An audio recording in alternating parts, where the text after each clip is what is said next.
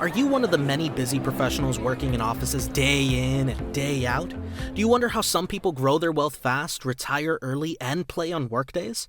Well, you're in luck, because Ginny Bolling hosts this show, Pivot to Prosperity, where she interviews people that can do just that. Play on workdays. Many guests have become financially free. She also interviews people that are on their journey and people that are in support roles, like attorneys, contractors, brokers, and others. Commercial real estate is the common element. She is on a mission to be sure busy professionals know they can own substantial commercial properties too, like apartments, self-storage facilities, and others, and not have to do the work managing them. Passive investing is the key. Syndications are the typical method. Tax write-offs are some of the biggest rewards. Ginny and partners find the deals, build a strong team and business plan, then offer the investment opportunities to passive investors.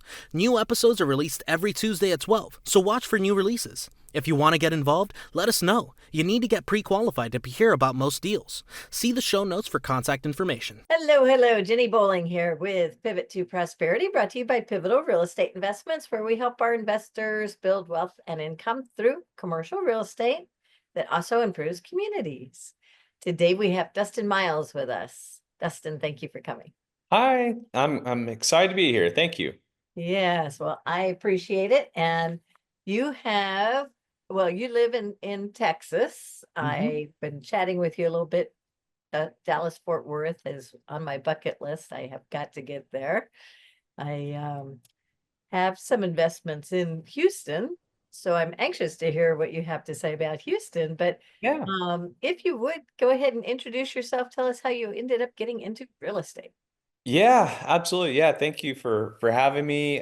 So yeah, a little bit about background and all that. So I'm a former engineer, went to UT Austin for school, used to work at Lockheed Martin as a engineer there, and I guess I've always been pretty entrepreneurial. I had a candy business when I was a little kid. The bus driver called me the candy man, so that was kind of fun. And then in college, I had an e-commerce business. I didn't know anything about Pokemon, but I sold a lot of Pokemon, over the internet, and so that was interesting as well. I had a lot of Pokemon in my apartment. So, and then from there, I graduated, and then a few years later, I started really getting interested in real estate.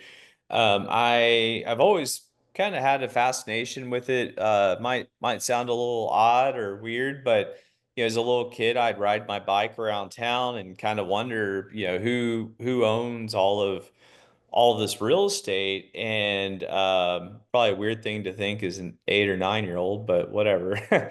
But so I've played soccer my whole life, and I was on a soccer team, and this kid that I played with that was on my team. I think we both were forwards.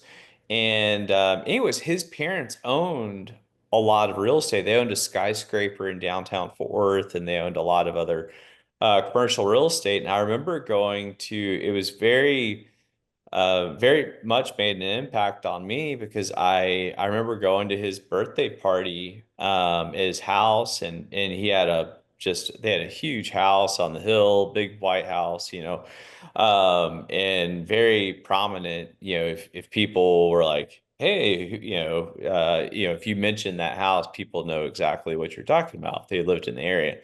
And so anyways, that really made an impression on me. And I guess it kind of stuck with me and all that. I just remember I was watching them pretty carefully, and just they're normal people. They put one shoe on after the other. They're not I was as a little kid. I mean, I scored more goals than this kid. I'm like, what? They don't have anything special necessarily. And so, anyways, so always kind of had that in the back of my head, which is, interesting. But yeah, getting out of college, started to go to seminars where it was, CDs in the back, and the whole room would run to the back. And anyway, I didn't run to the back. I thought it was kind of silly, but But anyways, I did, started to learn from there, and then, I joined. Didn't have, it was a little bumpy. Honestly, I had a few people I'm big into coaches and all that, and a few people that I had hired, and they disappeared on me, or they didn't, it was kind of discouraging, honestly.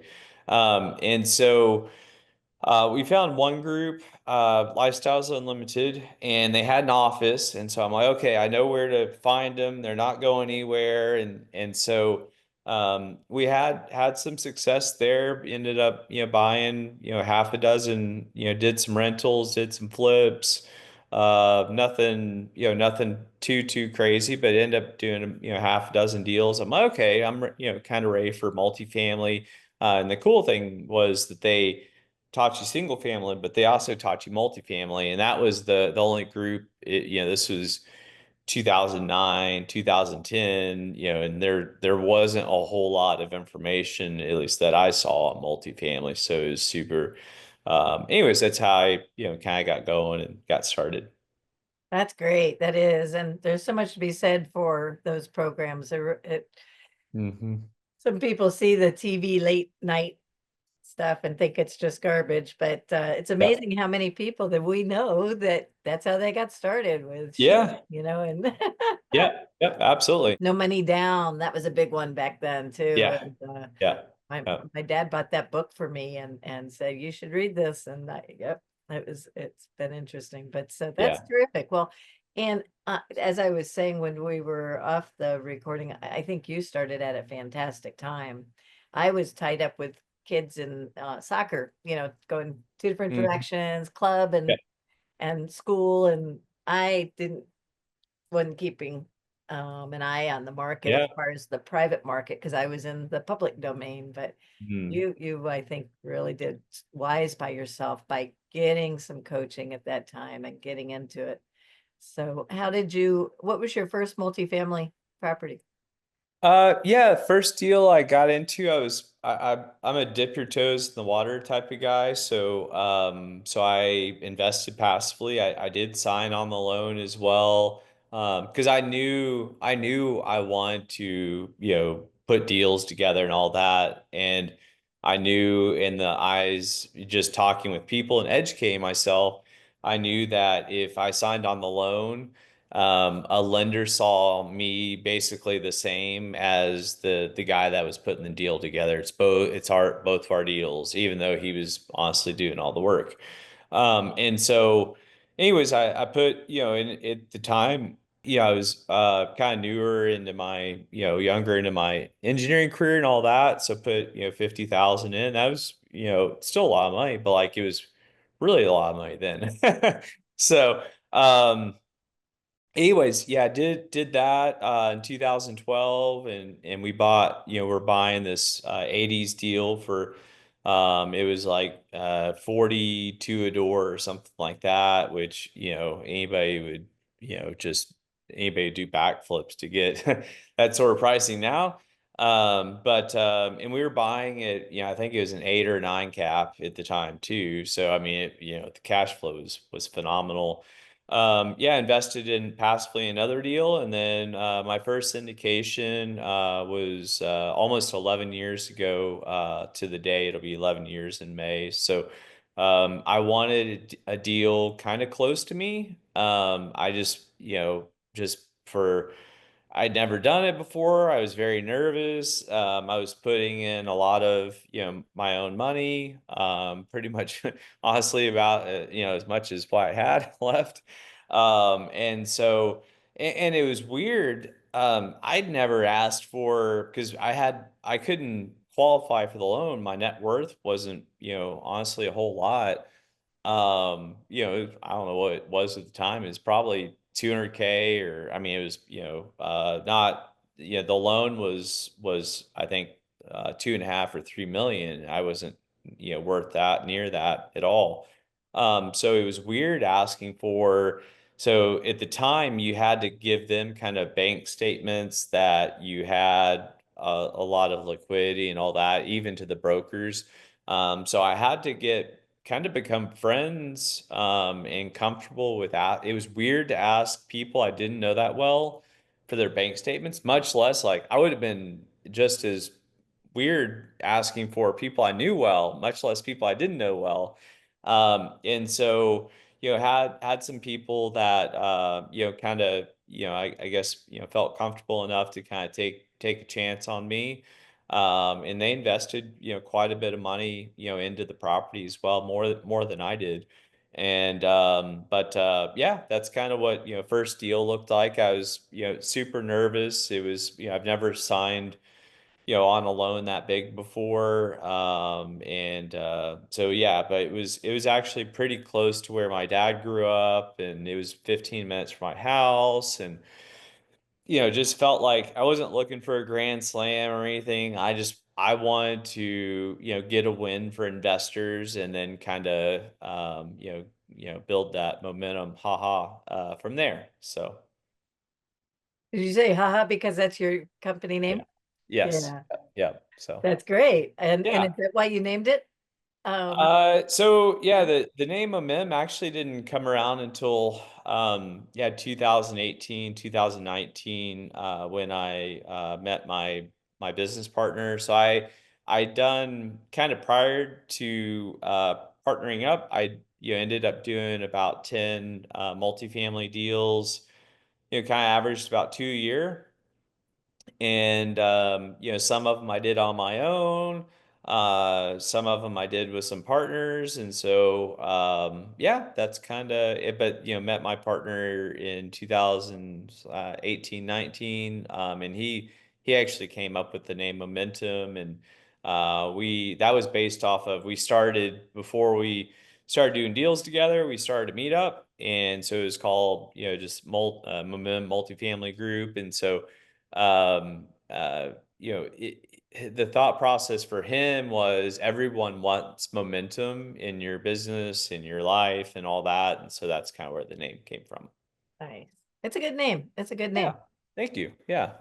We can really spend a long time coming up with a name, right? Yeah. Yeah. Yeah. Well, now Chat It's good when GPT it give you comes 100 easy. of them in Oh 30 yeah, seconds. Yeah. it's amazing now for sure. Yeah. Well, Yeah. so tell us what's going on in the Dallas Fort Worth and the Houston market, since you know both of those, if you would.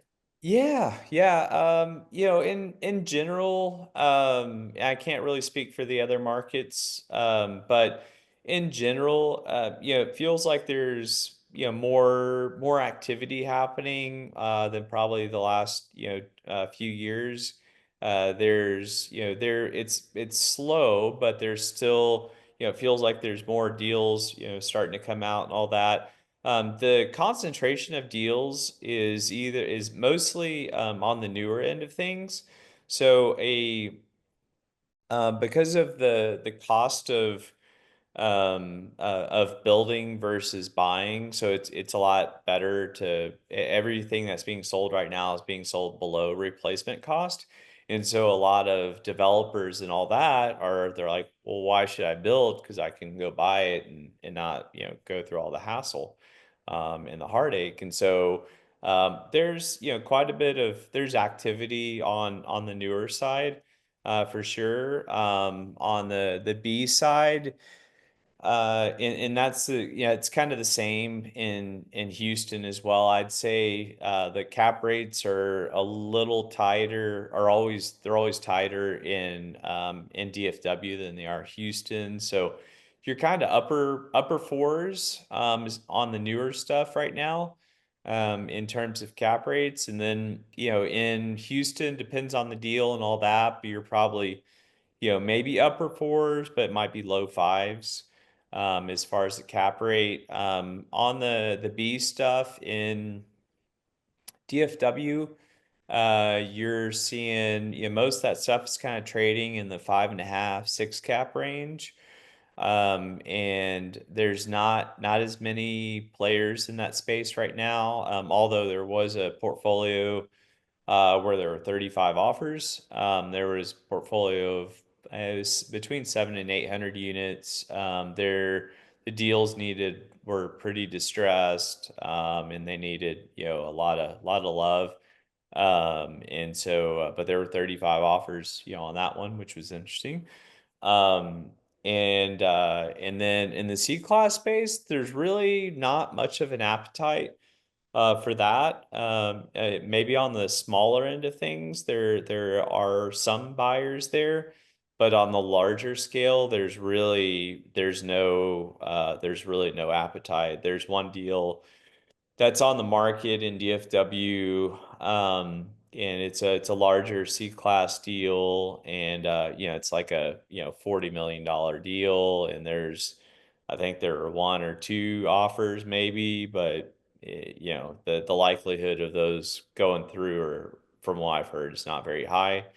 So that's kind of the landscape right now. The On the supply side, both apartment supplies have been, DFW is very, very active. Houston's very active as well. DFW's always kind of in the top five or so as far as supply and all that, as far as apartment deliveries. And so a lot of that's come down. I can't remember. I think they were 30,000 or so last year, 24,000 this year for DFW.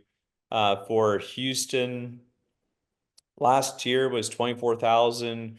This year's 12 to 14,000, and next year's only 5,000. So Houston, You're talking new product? yeah, coming Okay. online. Yeah. Okay. Yep. And traditionally, Houston's, in that 20,000, 20 to 30 range. So anyways, so you're seeing the real page rent increases and all that for DFW are at 1.8% this year for real page for DFW. And then real page for Houston is at 2.8%. So a little bit higher because they have, less deals coming online. So it's the oversupply is being absorbed pretty well then. 'Cause would you Mhm. say there was an oversupply? I know it's always Uh, location, but yeah, yeah, I think, Houston didn't have as much, and absorbed it because it didn't have as much. It absorbed it quicker than DFW, but I think DFW will be in a good spot in short order. Houston will be in a good spot, a little bit sooner. Austin's going to really need, just to kind of touch on Austin just a little bit, but yeah. Austin's next year is when they will start to see some rent growth. This year, it's going to be another concession battle there. They way overbuilt Austin by a lot. So What about San Antonio? Do you know anything there? yeah, I don't know as much there, but yeah, they're having a number of issues there as well. I don't think it's as bad as Austin, but it's still pretty tough. It's interesting because I remember 21 and 22, we were looking at some deals in Austin, and I couldn't get the brokers to call me back. They were just, I think, just completely overrun with interest. And they keep on emailing me now, like, "Hey, bring any offer, any offer." So it's interesting. I think, yeah, I like the contrarian, a little bit if everybody's run away. Austin's going to be in a good spot. It's just going to take a while, and your equity is going to have to be pretty patient because you're probably not going to have a whole lot of cash flow because you're going to have to, probably have a lot of reserve equity and all that. So, but I mean, Austin's Austin, and it'll be in a good spot before too long. It'll just take longer. Right. Yeah, I'm with you. And this is a great time to be looking if people haven't been looking before for just Yep. that reason. It's Yep. market has been down now for a bit. Yeah, and it's tough if you're an LP, and it like the LPs that had, that invested passively, 2012 up to about 19 or so, and then, and even, people that I guess, sold in 21 and all that, they had some nice wins and all that, but the problem is they're in a bunch of deals, and typically they're in a bunch of deals, and they're getting capital calls. They may have had some, some losses as well, and so the glow of, I mean, look, it's not it's not feasible for you to expect to invest in every deal and you double your money in 2 years. That's not sustainable.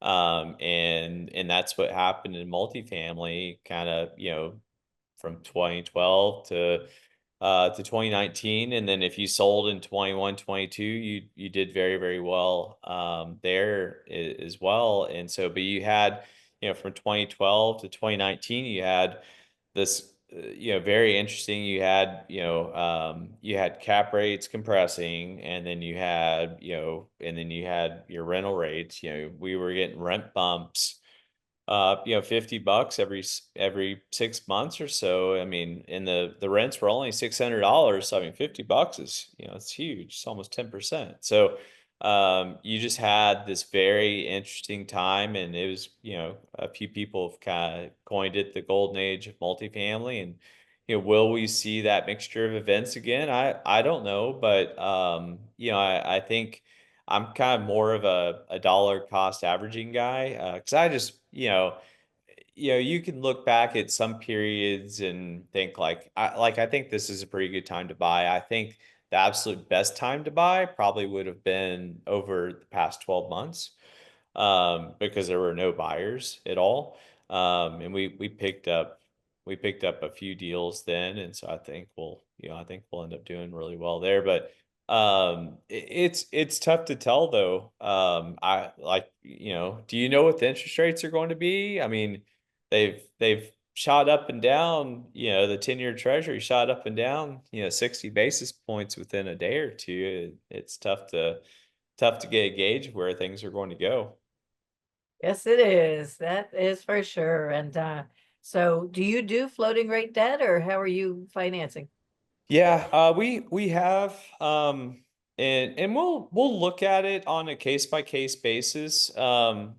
It gets, fortunately, hair hadn't all just fallen out from floating rate debt and all that, but it's a little, can be a little aggravating, can be a little, stressful and all that, especially when interest rates were going up. But we'll look at it on a case by case basis. We've either moved things over to fixed rate, or we're in the process of doing that right now. We're moving some stuff over to HUD too. So yeah, but I mean, we'll look at. I just had lunch with a debt broker, with a team that does some of the most activity in DFW. And he's like, "Well, you do bridge deals." I'm like, "If you give me a really good story and it just, really, makes sense and good area, I mean, we'll look at it, but it needs to really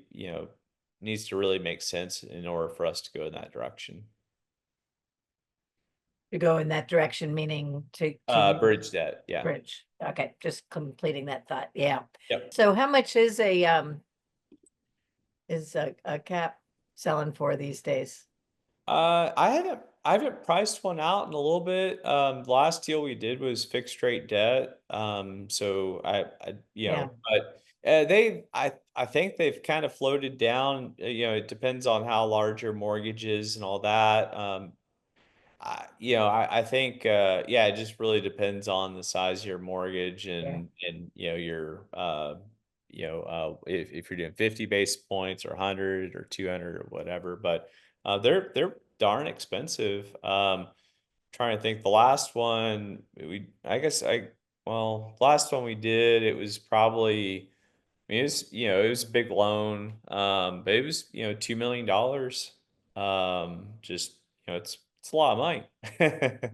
So, that's the price you pay for, just, That was the interest rate cap, 2 million? yeah, just the cap. Yeah, it was a big loan. So, Yeah, uh, it must have been. Was it's, that for 1 year, or did you have more than a year on? that was for a 2-year cap. So it was basically $1 million a year, but it was a big loan. It was, What you do you know, call a big loan?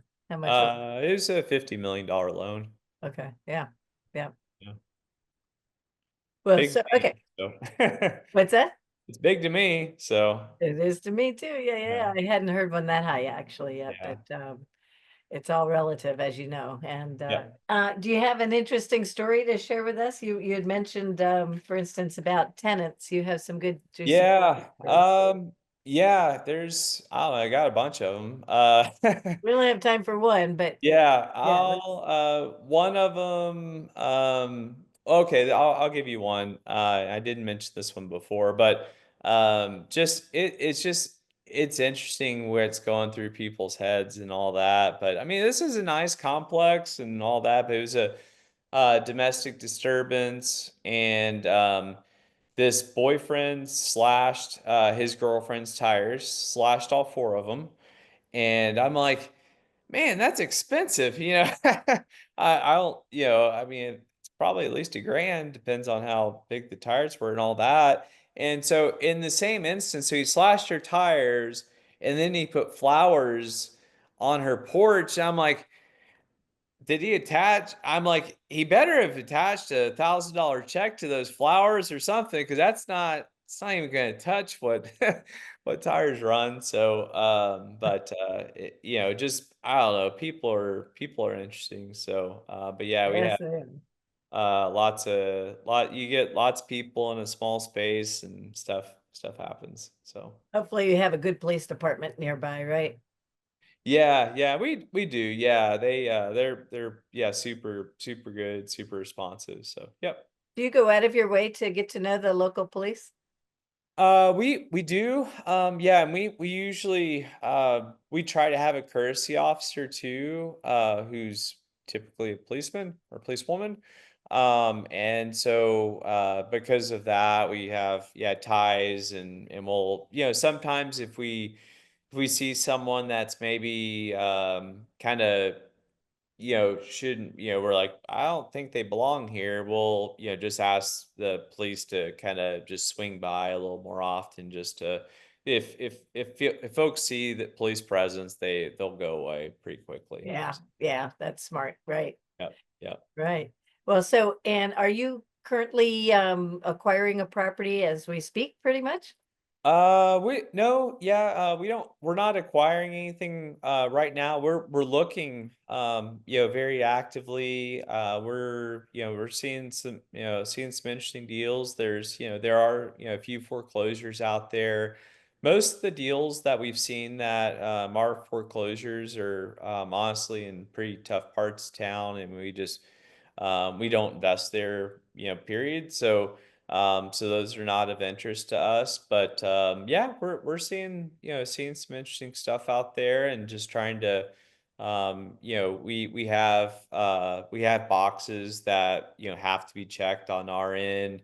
Honestly, like so I've been doing this syndicate. Like mentioned, syndicate my first deal in 2014.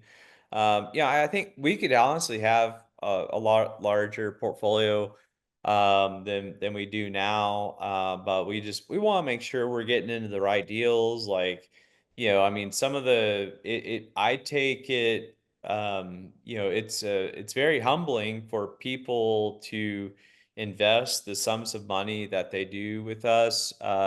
Some of the people invest so quickly. I hope they are looking at stuff, but like, I don't think they are, just because they've invested with us They so many trust you. times Yeah, before. Yeah, they yeah, trust us, and that's, I never want to take that lightly. And so we just really just try to make sure we're getting into the right deals, and that starts really with the area. We can pour all this money into a property, but you can't change the area, you can't change your neighbors, can't change your schools. And so we just want to make sure we're getting into the right deals. So we're able to operate at the level that we want to be able to operate and be able to provide the returns that we're projecting for our investors. yeah, that's great. And how many units do you have now? I don't think we said it on air. Yeah, we have portfolio about 1,600 units in Houston. I do have a deal that I'd done in the past with some partners as well. But yeah, 1,600 units, have done about 3,000 units total. Have sold, I guess, nine deals. And the deals in Houston are mostly 2000 newer. We do have 193 product, and then everything is called the Henry at something. So we have Like, 7 Henrys around Houston. explain that naming. Yeah, absolutely. Yeah, so we like the alliteration of I guess I'm an English major, but I think that's what that is, of Houston and Henry. And then Henry's also my son's name, so means has an extra special meaning to us. And so yeah, it's fun. He's been at a lot of the properties, and so I remember one time it made him feel pretty good. But we were just walking along, and both of us were doing some photos and stuff, kind of more son dad photos, and so we were both dressed up, and so some kids were like, "Hey, how's it going? What's your name?" Very natural. And so, Henry's like, "Oh, my name's Henry." And they were like, "The Henry?" And so it was fun. So he got a kick out of it. So Yeah. How old is he now? 13, he's a big kid. He's about 5'8", 5'9" now. So it's weird to stand up, and I'm used to looking down at him, and he's, pretty eye level. So And does he play soccer? he doesn't. He has a little bit in the past. I think he might pick it back up a little bit. His probably main focus is on band. He plays the euphonium. So I was never in band, and couldn't probably hold a tune to save my life. But it's a lot of fun getting to watch him and learn. And so he's having a really good time with it. That's good. That's good. Yeah, And yeah. so when you do the Henry, is it the Henry at and then the city, or how are you using it?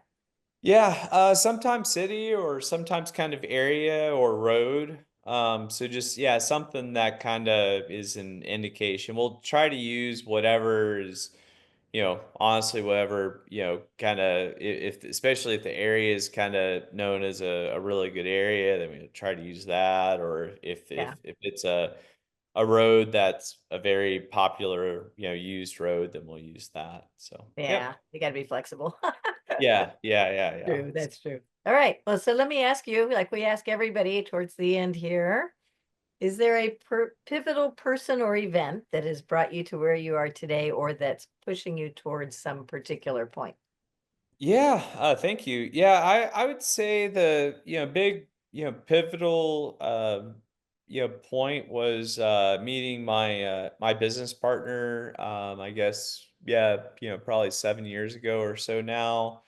And yeah, it was interesting. So I'd been doing multifamily for a handful of years, and then he was new to multifamily, and he'd reached out. He told me he reached out to probably 10 or so syndicators, and I was the only one that wrote him back. And so, anyways, we ended up having lunch, just at a burger place, and then just kind of, I don't know, I didn't really think much of it, honestly. I was not that, not about him or whatever, just you have lots of lunches with investors and all that, and so I just kind of saw it, from that perspective. And then he kept kind of following up and was like, "Hey, what do you, basically kind of what do you think about potentially partnering up or something like that?" And I was, this is 2018, 2019. I was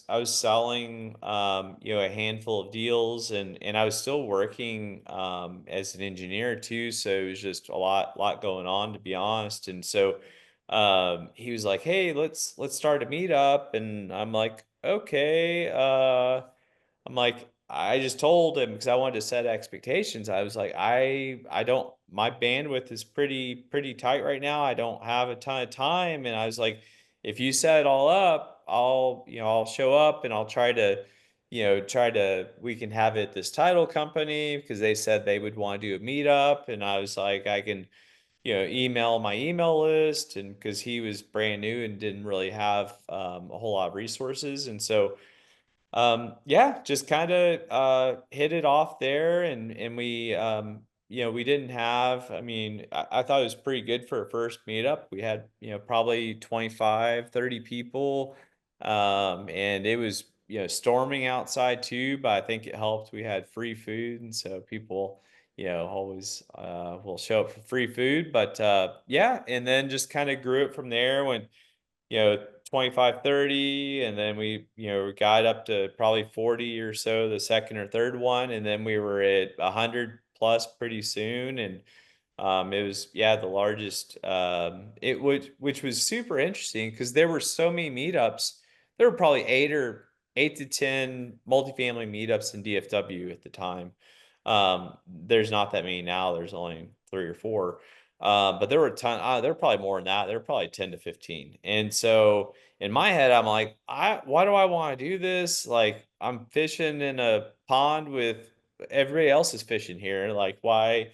So, anyways, but I think the free food, we were not at a Tex-Mex restaurant, so I think that helped too. But yeah. So, anyways, it was fun. Very interesting, these dynamics. It's similar right now in Orlando. I ended up going ahead and launching a meetup, and some people want to do it in person, and a lot more seem to want to do it online now. So Yep. when you actually hold it, so many people want the recording and they don't show up during.